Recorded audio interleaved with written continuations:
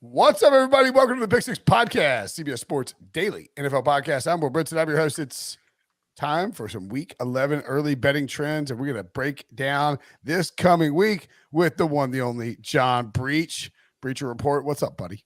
Hi, Brinson. This is my favorite day of the week. Is this 10 minutes we spend together? I look forward to it every Sunday. I don't mind. Well, I like talking to you about the odds that are coming up for the coming week, but it's also like the first time you hear the 60 minutes clock where it's like, you know that the weekend is ending and there's a recap pod that has to be done afterwards.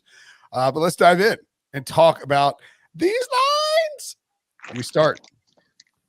Nope, we're not trying to do notes. We're trying to do Slack, which is where I'm all over the place. I'm having a day today. Your best bets. Give me your first one. All right, Brinson, it is the Titans. They're a 1-point underdog against the Packers on Thursday night in Green Bay. Here's the thing. If I'm playing on a Thursday, the last team I want to play is the Titans because you only get those 3 days of rest, and they're going to come in and just punch you in the mouth. They have Derrick Henry. Their defense is good. They're just Mike Vrabel's one of the smartest defensive coaches. And let's not forget, here's the thing with the Packers is that they're coming off this very emotional win over Mike McCarthy in Green Bay in overtime. And then in week 12, they have the Eagles. And I'm not saying this is a trap game because it's against the first place team from the AFC South. But if you're going to just kind of have a little letdown and want somewhere in this 3-game streak, it's probably going to be against the Titans. And you know what? Mike Vrabel is 14-5 all time against NFC teams, and he's won 5 of his past 6 against NFC teams. So he's good against NFC teams. Packers really should have lost that game to the Cowboys on Sunday. Really bad L for Mike McCarthy in very Mike McCarthy fashion in the place where Mike McCarthy got fired for being Mike McCarthy. Cowboys should have rolled. I mean, like they're up 14 points. I don't know if it's like a season saver for the Packers. I tend to agree with you on taking the Titans, especially on the short week with a team that, doesn't really stop the run very well. And Derrick Henry runs the ball very well. I will point out that you took this at Titans +1. Do you know what the line is right now? Oh my God. Did it already move? Titans, Packers -2.5. Ooh. This is one I was actually going to throw out there as like maybe a mover because, and I don't know if it's like moving because of the, I think it moved because the Packers win over the Cowboys. Like it got set at 1 when they were losing. It's like, all right, this is a team that maybe, like you lose to the Cowboys and your season's basically over. You lose to the Cowboys and the Titans and your season is over. Now it's like, oh, interesting. Aaron Rodgers has a little juice to this coming game on a short week, but I tend to agree with you. You have the Mike Vrabel, Matt LaFleur revenge game angle, kind of, or spike game angle. Yeah, that's true. And I think we see a lot of Derrick Henry in this game. Now, that doesn't guarantee a victory. We saw it against the Chiefs, but if he can run well, you would think they can get that lead and force the Packers to become one-dimensional. Yeah, and just real quick on the point spreads, I pulled mine at 7 p.m. Eastern time. We're recording this about 9:45 Eastern time, so that is the window of which we have seen it just shoot towards Green Bay. Yeah. So basically in an hour, it's moved a point, and that was central. Like you put your best bets in Slack about 8:28. It's 9:48. So like, we're talking what 80 minutes, and it's moved 1.5 points. I think if you like Green Bay, based on the point movement, you want to go ahead and get in because there's a chance you could go past 3. The Titans are pretty banged up and not necessarily a great team, but I agree. Over total 41. We could see that come down a little bit, I suppose, if there's some nasty kind of weather on Thursday. Oh my God! Do you know what the high is in Green Bay on 31, 29? Oh my God, that's a Derrick Henry game. You just give it. Who wants to tackle Derrick Henry in below freezing weather? No one. No. What's up next for you? Up next, we got the Commanders, 2.5-point favorites over the Houston Texans. Look, if you were going to give me a chance to bet against Houston, and the team I'm betting on only needs to win by 3 points, I'm going to take it all day. The Texans have lost 7 games this year. All 7 losses have come by at least 3 points. As a matter of fact, the Texans' losses have come by an average of 9.9 points per game. So they usually get smoked. They lost to the Giants by 8. So it's just that I don't really like Houston's offense. I'm not sure they're going to be able to score too much against Washington's defense. And so this really comes down to how you feel about Taylor Heineke. And I know we haven't seen the Commanders play it because they play Monday night against the Eagles. But even if the final score is something low, 17-14, 20-17, that still gets you the cover. So as long as this stays under 3, I like the Commanders in this spot. Yeah, and this is one too where, when we record this podcast, it's halftime of Sunday Night Football. We haven't seen the second half of that game, obviously, and we haven't seen Monday Night Football. And there's if the Commanders go out and beat the Eagles, this line is going to get to 4 or like 4.5 because they will have shown, even with a short week situation, that they can hang with a team like Philly, granted in division, and Philly just, we saw it against Houston. Houston hung with Philly, but a substantially better football team. Conversely, if Washington gets smoked by Philly on Monday night and loses by 34 points, there's a chance that this could drift maybe down a little bit. I don't think too much, though. The Texans they try hard. They're not a good football team. They got a lot of veterans. You could see a situation where they maybe start to check out a little bit, and the offense just isn't that great. So I agree. Plus, the total here is 40.5. You can only have so much of a spread when you've got a 40.5 point. When you have a 40.5 game total.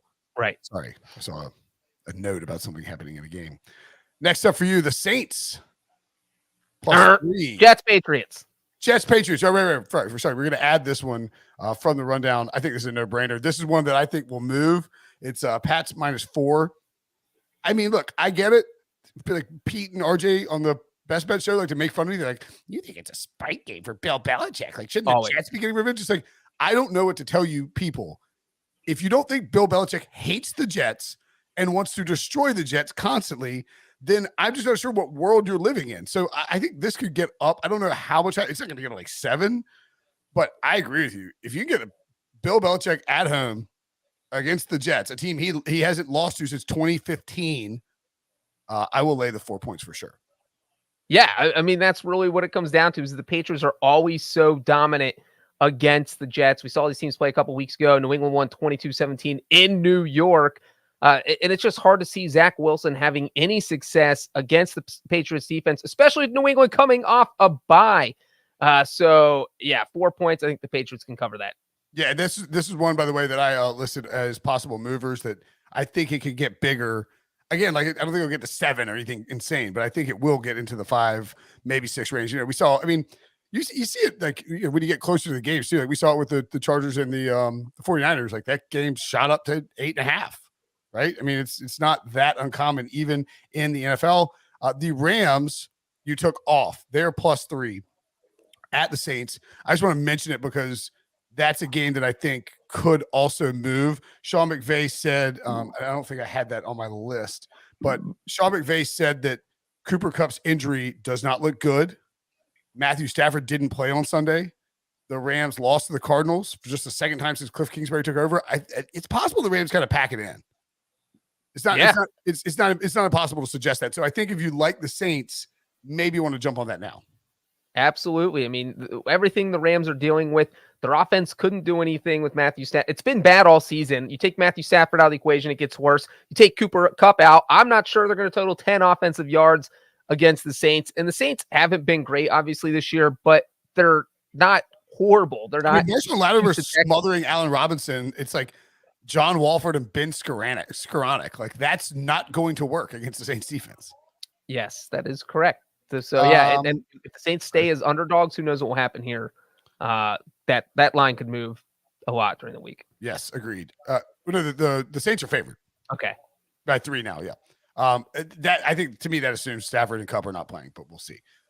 You also have as one of your early best bets a Chicago Bears team that has been maligned. People don't like the Bears, and yet Justin Fields single-handedly carrying fantasy teams all over the place with his 70-plus yard touchdown runs, which is basically like a 20-point score in leagues that give reward bonus with all the crazy bonuses you get. And you got the Bears +3.5. This line is already down to 3 at Atlanta.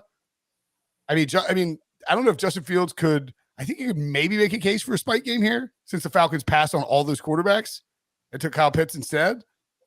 The only thing I'll say is that I benched Tom Brady in my fantasy league so that I could start Justin Fields instead, and boom, that decision paid off. 40 points. Shaka-laka, Breech. Thank you. Yeah, the Bears being underdogs is interesting. You know, Brinson, do you remember when the Falcons were 6-0 against the spread to start the season? Yes, I do. Because it doesn't seem believable that ever happened. Have you watched them past 4 They haven't weeks? covered in several weeks, I don't believe. Yeah, they've gone 4 straight games without covering. Their offense has been absolutely horrid in 3 of those 4 games. And this just has not been a great team over the past month. And then the Bears have been the opposite. They were a horrible team to start the season. They have looked really good over the past few weeks. The offense just kind of flipped the switch. Now it's working. They know what they're doing with Justin Fields. They're calling run plays for him. They're taking advantage of his talents. And yes, they are only 1-3 over the past 4 weeks during this quote unquote run of success. But it is just hard to see the Bears not being able to keep up with Atlanta with the way their offense is playing. They've scored at least 29 points 4 straight games. The Falcons defense is not good enough to slow them down. So I think the Bears can either win here outright, but surely they can cover the 3 points.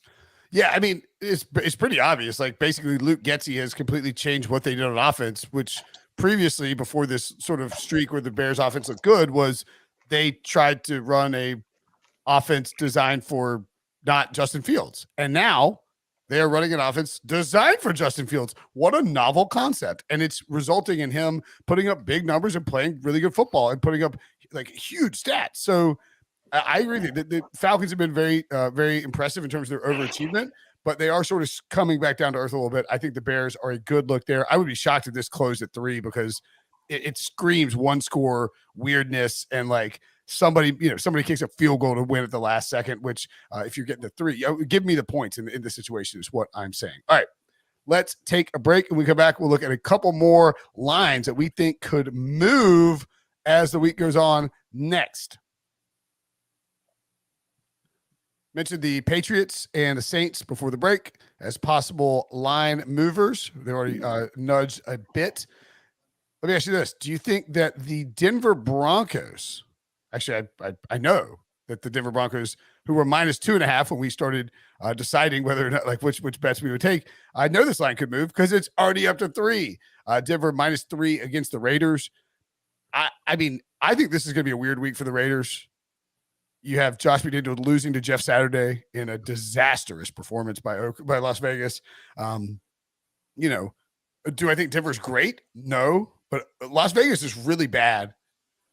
Maybe this is a rally the troops game. I'm not saying I'm taking the Broncos. I'm just saying I think if you like the Broncos, you want to get it now, Breech, because this line is more likely to get bigger than smaller. Yeah, I have no idea what is going to happen here because you really have 2 desperate teams. The Raiders, Josh McDaniels, if he could preach one thing all week, it's that, guys, as bad as we've been, we did beat the Broncos. One of our 2 wins came against Denver. The Raiders scored 32 points against the Broncos. But, I mean, this is just both teams are absolutely desperate. They both really, really need a win. I have no idea which way this one will go. So I'm just going to roll with you here. I just think it gets bigger because, like, Mark Davis went in the locker room after the game. I mean, you're gonna have a desperate Raiders team, but they lost with Darren Waller and Hunter Renfrow both on IR. It's just not a very good football team. And one of their linebackers retired halfway through the season. Right. And the Broncos are coming off the bye also, right? Oh, no, they played the Titans. They played the Titans. Sorry, excuse me. I was looking at Pro Football Reference. It's been a long day. The next line that we'll talk about is the Vikings +2 against the Cowboys on Monday night. Now, I suggested this thinking, all right, like, that's kind of ridiculous. I have the Minnesota Vikings who are 8-1, whatever. They got 1 loss. Yeah, 8-1, I think. They're 8-1. They're called cruise control. They keep winning these games. I mean, they're stealing games. They're close games. We don't know exactly what to think, but they beat the Bills on the road, and now they're going home on Monday night to play the Cowboys. And I was like, this line has to get smaller. Then I remembered it's Kirk Cousins in primetime, which means it does not have to get smaller. Oh my God. I never thought I would agree with you more than I can right now. I never will, because it's Kirk Cousins in primetime. And it's just amazing. We talk about this every week, how Andy Dalton just would always be so bad in prime time. And how is it possible? Then Kirk Cousins comes out and ones up Andy Dalton. He's the new Andy Dalton, can't win in prime time. And it's just like he forgets how to play football. He's never won a Monday Night Football or something like that. What is it? I think he's won, or all his wins have come against the Bears. I think he's like, yeah. It's like so weird. So he's beaten the Bears, but he has not beaten any other team on Monday Night Football. So this, just This game I scares me. marked it as a line. I was like, that's a dumb line. That's going to move. Then I was like, wait a minute. And it's sort of like yours with the Rams, where you're like, actually, I want to take this. Or like, I want to take the Rams off, and I want to add. It's a fluid situation when it's this early in the week. For instance, this game's not in prime time. It's 4:25 on CBS. Why did I think it was prime time? Write your notes down. Wait, it's the last game on the. What's Monday Night Football? San Francisco. Well, that's on Caesars, man. That's not on. Oh. That means Sunday Night These Football. were all Brinson's notes, and Brinson's picks. I had nothing to do with this. You know what happened?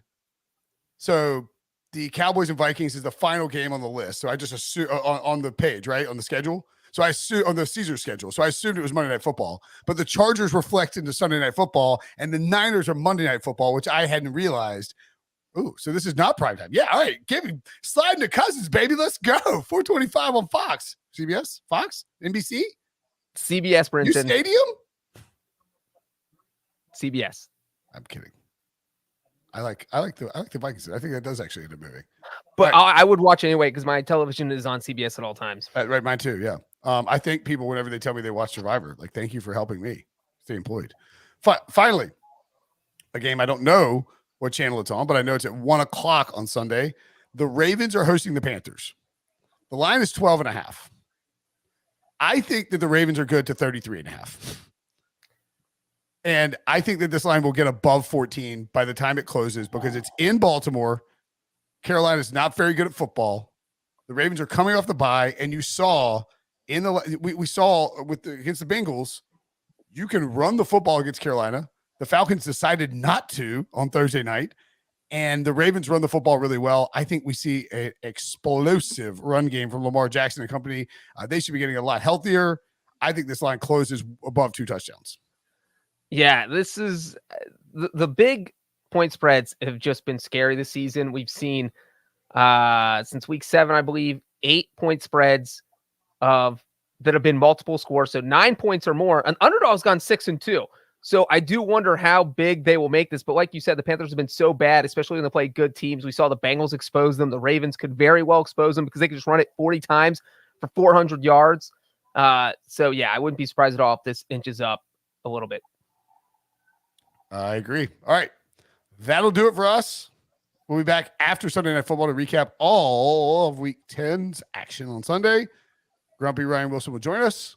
For Breech, I'm Brinson. We will see you guys later.